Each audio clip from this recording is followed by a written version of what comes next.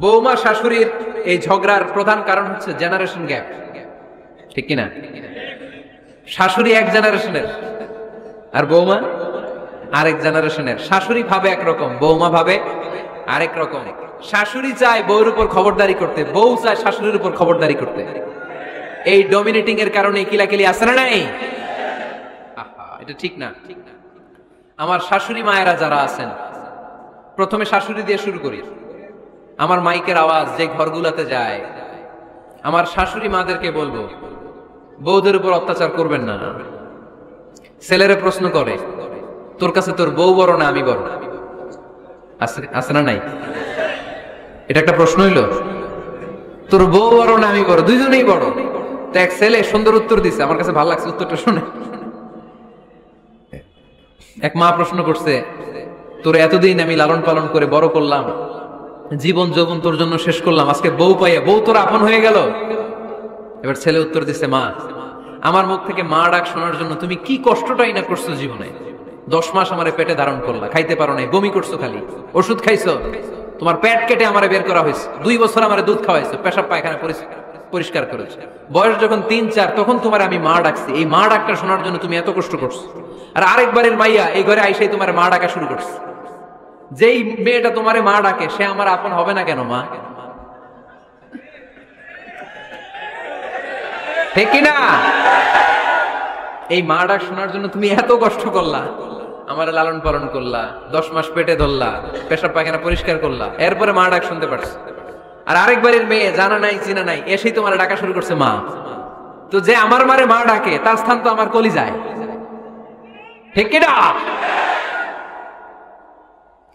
শাশুড়ি আম্মারা যারা আছেন, প্লিজ বৌমাদেরকে কষ্ট দিয়েন না।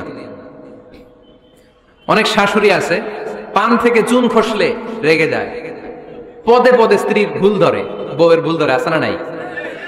এটা করবেন না। সে তো নতুন, আপনার অনেক এক্সপিরিয়েন্স হতে তার সময় লাগবে, তাকে সময় দিন, তাকে ভালোবাসুন, ঠিক কিনা? না বুঝে সামান্যতে বৌমারে বদদোয়া দেয়, এরকম আছে না নাই? কিন্তু বুঝতে চায় না, বৌমারে যদি বদদোয়া দেয় তাহলে তার নিজ ছেলের পরিবারের ক্ষতি, পেটে ধরা যে ছেলে, ছেলের পরিবারের কিন্তু ক্ষতি, তার আপন নাতি নাতনিদেরই ক্ষতি। আওয়াজ করে বলেন ঠিক কিনা? বৌমাকে বদদোয়া দিয়েন না। বৌমাকে নিজের মেয়ের মতো দেখবেন। সমাধান আমি দিচ্ছি, কেমন দেখতে হবে?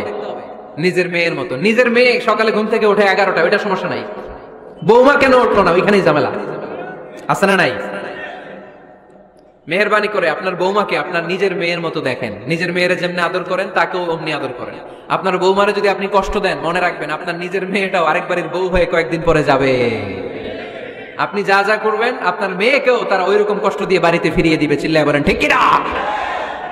খবরদার, টিট ফর ট্যাট, ইট্টি মারলে পাটকেলটি খেতে হয়। এজন্য শাশুড়ি আম্মা জানারা যারা আছেন, বৌমার সাথে খারাপ আচরণ করবেন না মেহেরবানি করে। তাকে আপনি কষ্ট দিলে আপনার নিজের মেয়েটাও আরেক বাড়ির বৌমা হবে, সেও ওই বাড়িতে এই কষ্টগুলো ভোগ করবে। এগুলো যখন আপনি শুনবেন তখন আপনার চোখ দিয়ে পানি পড়বে কি পড়বে না? পড়বে। এবার আসেন বৌমার কথা বলি। বৌমা যারা আছেন মেহেরবানি করে, বৌমা যারা আছেন মেহেরবানি করে আপনার শাশুড়ি আম্মাকে নিজের মায়ের জায়গায় রাখবেন। আপনার বাড়ি ছেড়ে নতুন বাড়িতে আসছেন, তো এটাই তো আপনার বাড়ি। আপনার মা রেখে দিয়ে নতুন মা পাইছেন, এটাই তো আপনার মা। তো ওনাকে মায়ের জায়গায় বসাতে আপনার সমস্যাটা কোথায়? বৌমারা খেয়াল রাখবেন, আপনি আপনার শাশুড়ির সাথে যে আচরণটা করতেছেন, আপনার শেষ বয়সে আপনার ছেলের বিয়ে দেওয়ার পরে যে বৌমাটা আসবে ওই আচরণই আপনাকে ফিরিয়ে দিবে।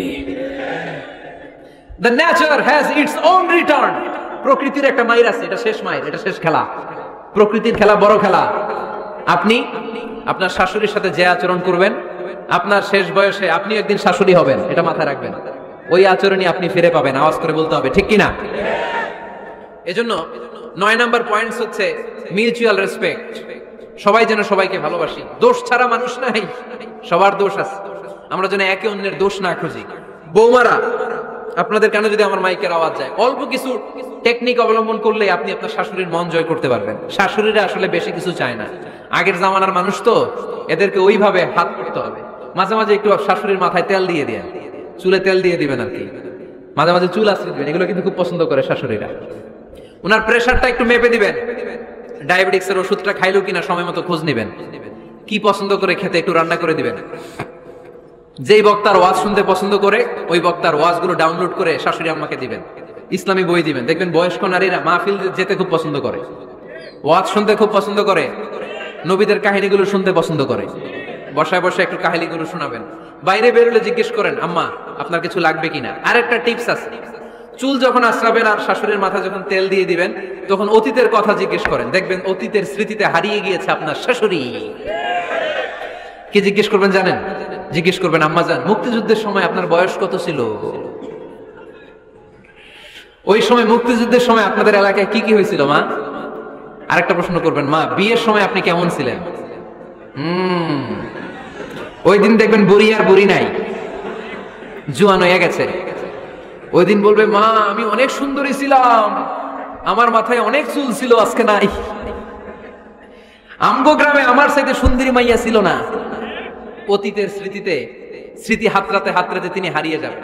জিজ্ঞেস করবেন যে, মা শীতকালে আপনাদের দেশে কি পিঠা বানাতেন আপনি যখন ছোট ছিলেন? আপনার বাপ চাচারা কি করতো? এগুলো জিজ্ঞেস করলে উনি স্মৃতির পাতা হাতরাতে হাতরাতে চোখ দিয়ে দাঁড় দাঁড় করে ওনার পানি ঝরতে শুরু করবে। আপনার জায়গায় ওনার হৃদয়ের মনি কোঠায় এমন জায়গায় পৌঁছবে আপনার ছাড়া উনি কিছুই বুঝবে না। বৌমারা এই অল্প কিছু টিপস অবলম্বন করে আপনারা আপনাদের শাশুড়ির মনকে জয় করতে পারেন। শাশুড়ি বৌমার দ্বন্দ্ব আমরা চাই না। আমরা চাই শাশুড়ি বৌমাকে নিজের মেয়ের মতো জানো, আর বৌমার শাশুড়িকে আপন মায়ের মতো ভালোবাসুক, ঠিক কিনা? এই মিউচুয়াল রেসপেক্টই পারে শাশুড়ি বৌমার দ্বন্দ্বকে দূর করতে আর ঘরটারে শান্তি টুকরা বানাতে। আওয়াজ করে বলেন ঠিক কিনা?